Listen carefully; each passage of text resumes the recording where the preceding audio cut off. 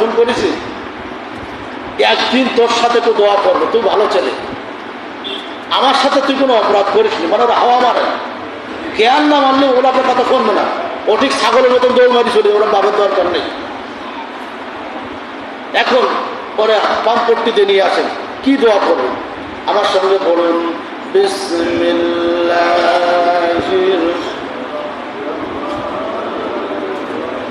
বলুন আবার বলেন,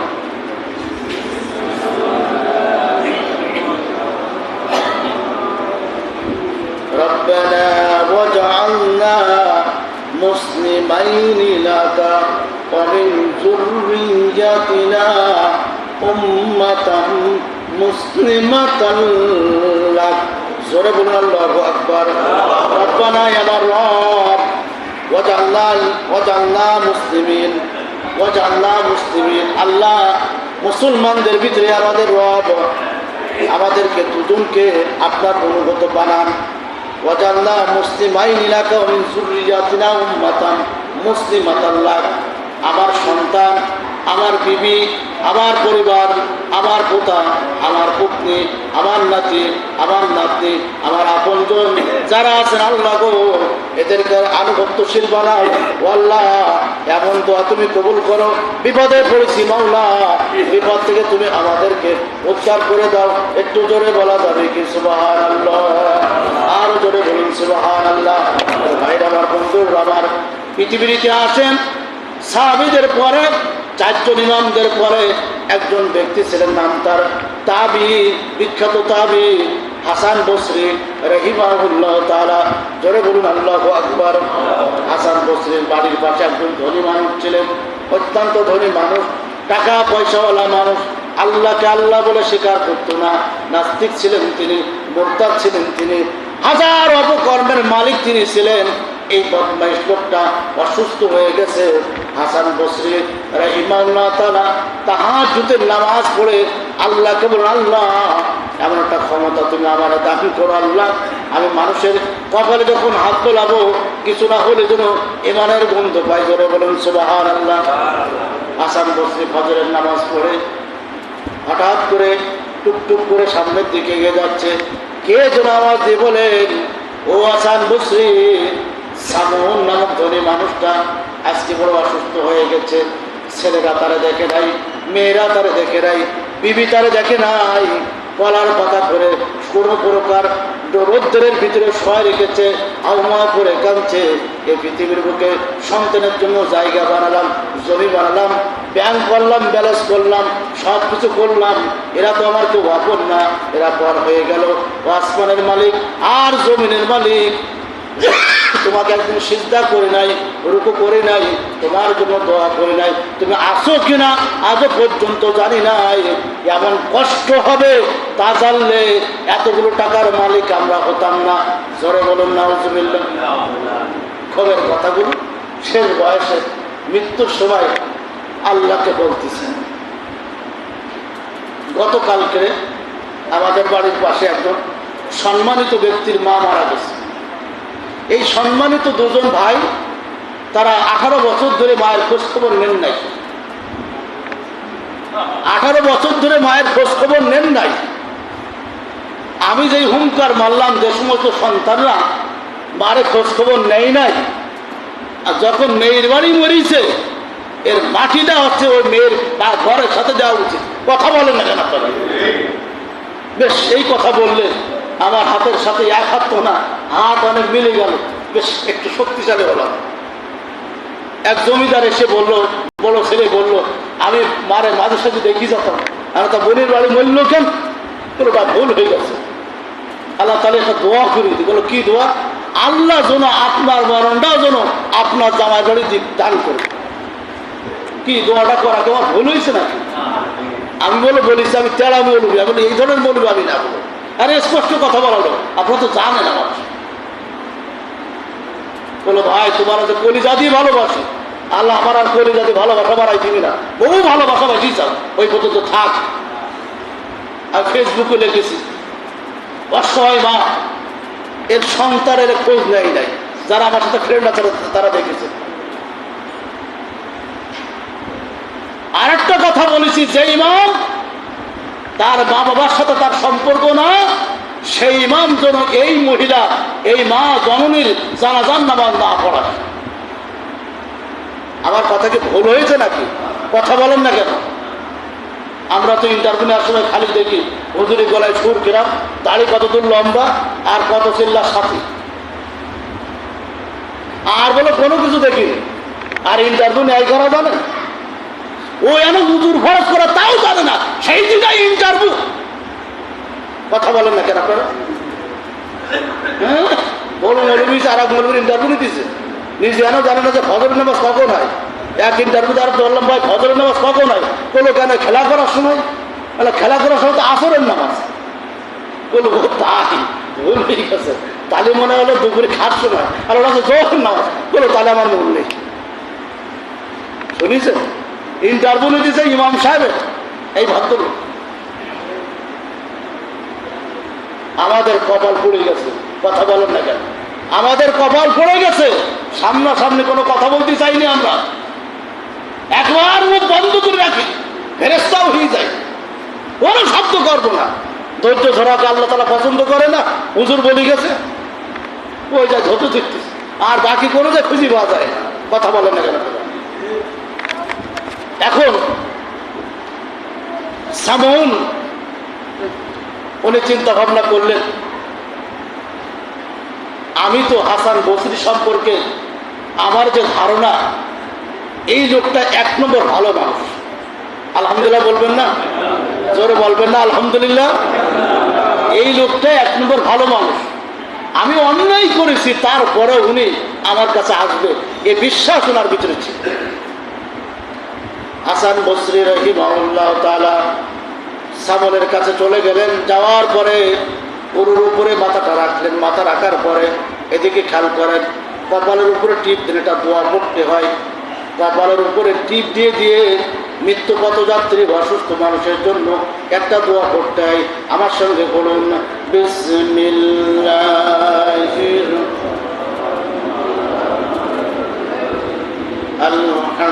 আলহামদুলিল্লাহি রাব্বিল আলামিন আর রহমানির রহিম। এইভাবে 7 আয়াত পড়বেন। আল্লাহ তাআলা ওই অসুস্থ মানুষটাকে আল্লাহ তাআলা সুস্থতার নিয়ামত দান করবেন। একটু জোরে বলুন সুবহানাল্লাহ। সামুন অসুস্থ মানুষ হাসান বসরি রাহিমাহুল্লাহ তাআলা এইভাবে মাথার উপরে টিপ মারলেন আর বললেন আলহামদুলিল্লাহি রাব্বিল আলামিন, ফু দিয়ে দিলেন। আর রহমান রহিম ফু দিলেন। দেওয়ার পরে সামুন বললেন, ভাই এত সুন্দর কেন তুমি দিয়েছ? কেমন থেরাপি তুমি দিয়েছ? এত সুন্দর কেমন থেরাপি? আমার সন্তান আমার জন্য দেয় নাই। হাসান বসরি বললেন, এই কেমোথেরাপিটা আমার হাতে তৈরি হয় নাই। এই কেমোথেরাপিটা হচ্ছে আসমান আর জমিনের মালিক আমার আল্লাহ তাআলা বলে দিয়েছেন, অসুস্থ মানুষকে এইভাবে দোয়া করবা, আমি আল্লাহ তাআলা তাকে সুস্থতার নিয়ামত দান করব। একটু জোরে বলুন সুবহানাল্লাহ। এবার বললেন, ভাই ভালো জিনিস তো, ওই আল্লাহ কিন্তু আমার চিনিয়ে দিন। এবার হাসান বসরি রাহিমাহুল্লাহ তাআলা বলেন, লা ইলাহা ইল্লাল্লাহু মুহাম্মাদুর রাসূলুল্লাহ। লা ইলাহা, নেই কোনো আইনদাতা, নেই কোনো বিধানদাতা, নেই কোনো রিজিকদাতা, কোনো কিছু নেই, শুধুমাত্র কেবলমাত্র একমাত্র আল্লাহ। একটু জোরে বলা যাবে কি সুবহানাল্লাহ? কেউ নেই আল্লাহ ছাড়া। কথা ঠিক কিনা বলেন? হ্যাঁ, সারাদিন জিকির করবেন। জিকির মানে কেন ভালো বুঝি নে, লা শব্দ আল্লাহ তাআলা দিয়ে শুরু করেছেন। লা মানে নেই। কোনো মস্তানি চলবে না, বাটপারি চলবে না, সিটারবাজি চলবে না, ধান্দাবাজি চলবে না, সব কিছু বাদ, শুধুমাত্র আইন চলবে আল্লাহর। একটু জোরে বলুন সুবহানাল্লাহ। লা ইলাহা ইল্লাল্লাহ মুহাম্মাদুর রাসূলুল্লাহ। আর ওই আইনটা বাস্তবায়ন করার জন্য যে পথ, যে মত, যে আদর্শ নবী দিয়ে গেছেন, ওই নবীর পথ তোমাকে অনুসরণ করতে হবে, অনুকরণ করতে হবে। একটু জোরে বলা যাবে কি সুবহানাল্লাহ? আরো জোরে বলুন সুবহানাল্লাহ। তাহলে এই হচ্ছে কালে বাড়া। আর আমরা কালে বাড়া রেডিমেড তৈরি করে নিয়েছি। যে কথাটুকু বলতেছিলাম, 70 বছর অধিক সময় ধরে আল্লাহর নামটা স্মরণ করে নাই। এবার উনি বললেন, ভাই হাসান বসরি, আমি তো 70 বছর ভোর ধরে কালেমা পড়বো, মুসলমান হব, আপনার কাছে আমার তো 3টা দাবি। কয়টা দাবি বলেন তো? 1, 2, 3 নম্বর দাবি। প্রথম নম্বর দাবি হলো, আমাকে যখন কবরস্থ করা হবে, আমাকে কবরস্থ করার সময় গলাটার গলায় ধরে আপনি কপালে চুপা দিয়ে আমার কবরস্থ করবেন। হাসান বসরি রহমতুল্লাহ আলাইহি বললেন, কপালে চুমা দিয়ে কোনো লাভ হবে না, ওতে কোনো আখলাকের পরিবর্তন হবে না। জোরে বলুন, কথা ঠিক না বেঠিক? সারা জীবন নাফরমানি করলে, বদমাই সিটারবাজি করলে, জমজম কুয়ার পানি খাই তোমার মরণ হইল, তুমি কি জান্নাতে যাবো? কে জমজম কুয়ার পানি খাইছো না? তুমি হজ করে গেছো, তুমি তো বিশাল ব্যাপার তোমার, এতে কোনো লাভ নেই। কারণ তুমি শিয়ারে ইসলাম নাও নাই, তুমি তোমার ইসলামের ভিতরে শুভাঙ্কারের ফাঁকি আছে। কথা বলেন না কেন? হাসান বসরি বললেন, লাভ হবে। আমার যদি কাটি খাইনি ওই কবরের মধ্যে, ওই সাথে আমারও কসম তোমারও কসম। কথা বলেন না কেন? ও কারো ছাড়বে। যদি কোনো হুজুর বলে যে আপনার টেনশন করার দরকার নেই, আমি আসি না, তাহলে ওই হুজুরের মায়ের খরচ হয়ে গেছে না? কথা বলেন না কেন? আল্লাহ নবী কোনোদিন বলেছে না যে আমি আসি? এই কথা বলেন না কেন আপনারা? তাহলে কোনো হুজুর কি বলতে পারবে আমি আসি না? তুমি কবে যাবা? তোমার তার ফুল কিনারা নেই, তোমার তার চাইছিল ঠিক নেই, তুমি আর একজনের খাওয়া কি? কোনো হুজুর বলতে পারবে না আমি আসি নাই। এই কথা বললে মনে করবেন এই হুজুর ইসলাম বোঝে না, ইসলাম মানেও না, ওর বিষয়ে নামাজ পড়া হারাম। কথা বলেন না কেন আপনারা? তুমি কি করো? আমি আসি না এই কথা বলা যাবে? বলেন যাবে? কিছু ইসলাম শেখেন বাবা, কাজে লাগবে। কে কখন মরণ হবে কেউ জানে না। কথা বলেন না কেন? কে কখন চলে যাবে কেউ জানে না। এরপরে 2 নম্বর দাবি করলো,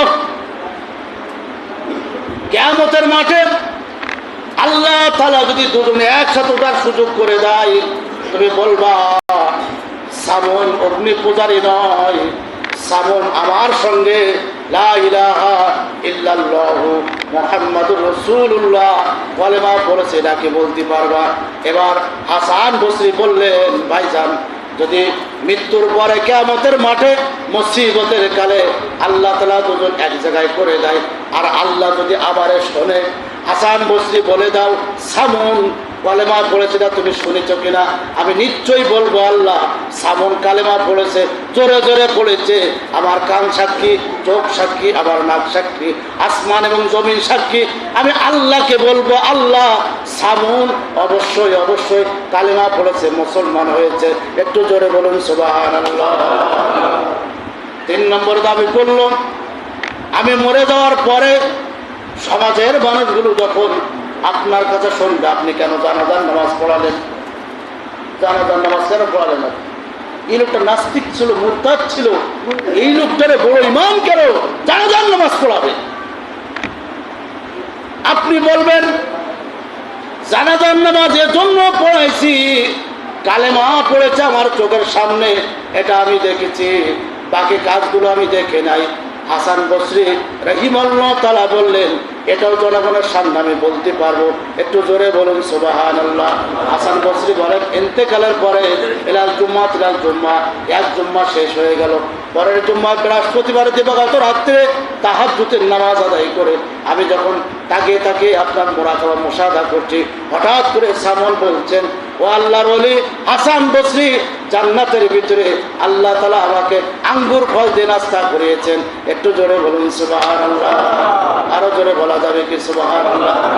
তাহলে বুড়ো বয়সে তওবা কাজে লাগিয়েছে। আল্লাহ তাআলা আমাদের সকলকে মাফ করে দিন, জোরে বলুন আমিন। আমরা আজকের আলোচনায় 3টা শিক্ষা পেলাম।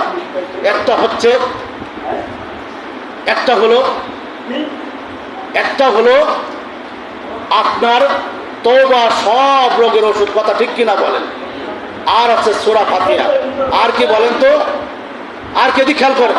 বাবা একটু চুপ থাকেন তো। আর একটা কি সূরা ফাতিহা। আরেকটা কি বলেন তো? সূরা, সবার মুখস্থ আছে না এটা? সূরা ফাতিহা মুখস্থ আছে কার কার? একটু হাত উঁচু করে দেখান তো, একটু দুকান হাত উঁচু করে, সবাই হাত উঁচু করে, লিল্লাহি তাকবীর। বাস, এই তো সবাই আলেন। সূরা ফাতিহা 7টা আয়াতের হাফেজ আপনারা। এই যা জানেন, যা আছে, এই পুঁজি নিয়ে একটু কপাল টেপে নিজে নিজে ফু দিলেন, পারা যাবে না ইনশাল্লাহ? এটা সামারি, আমার শেষ হয়ে গেছে আলোচনা। 3 নম্বর হচ্ছে আপনাদের ইমানটাকে মজবুত করতে হবে। ইমানটা কি করতে হবে? মজবুত করতে হবে। এই 3টা কথা আল্লাহ তাআলা আমাদেরকে আমল করা তৌফিক দান করুক, আমিন। আমা তৌফিক ইল্লা বিল্লাহ। আর একটা কথা বলি, সুন্নাত নামাজ যারা দেরি করে আসেন, এই তো মাইকের আওয়াজ তো যাচ্ছে, তারা শোনেন ভালো করে। যারা দেরি করে আসেন তারা, এই যারা আগে আইছে তাদেরকে ডিস্টার্ব করবেন না। আপনাদের এখন থেকে সর্বসাধারণ 6 মিনিট সময়, তার ভিতরে আপনারা সুন্নাত নামাজ পড়বেন। এর ভিতরে 2-3 মিনিট থাকবে, এর ভিতরে দান বাক্স চলে যাবে। আর আপনাদের কাছে আমি হাত অনুরোধ করে বলছি, প্লিজ খুতবার সময় কথা বন্ধ করতে হবে। খুতবার সময় কথা বন্ধ। আমি হাত দুটো পাইতে দিলাম আপনাদের কাছে, আল্লাহর কসম দিয়ে বলছি, খুতবার সময় হাজার হাজার রহমত আল্লাহ তাআলা নাজিল করেন। জোরে বলুন সুবহানাল্লাহ। আপনাদের যত গল্প থাকে, যত কিছু থাকে, খুতবার পরে করবেন। খুতবার সময় কথা বলবেন না। আর এই কাতা সোজা করার সময় আমি যথেষ্ট, আপনাদের চেষ্টা করা লাগবে না। আমি দাঁড়ায় কাতা সোজা না পর্যন্ত নামাজ আরম্ভ করবো না। কি রাজি আছেন আপনারা? বাবা, আমার একটাই কথা, আমরা ভালো হতে চাই। অনেক হয়ে চান না, আমার নামাজটা কবুল হোক, এটাই তো আমরা চাই। কথা বলেন, এটাই চাই আমরা। আর এটাই চাওয়ার স্বার্থে আপনার ইমাম যে কথা বলছে এটা আপনাকে মানতেই হবে। আমার জন্য মানতে হবে, আপনাদের জন্য মানতে হবে, সবারই ভালো হবে। তাহলে আজকে বলে খুতবার সময় কোনো কথা হবে না ইনশাআল্লাহ। আল্লাহ তাআলা আমাদেরকে আমল করার তৌফিক দান করুক, আমিন। সকলে তারা কাবলার জন্য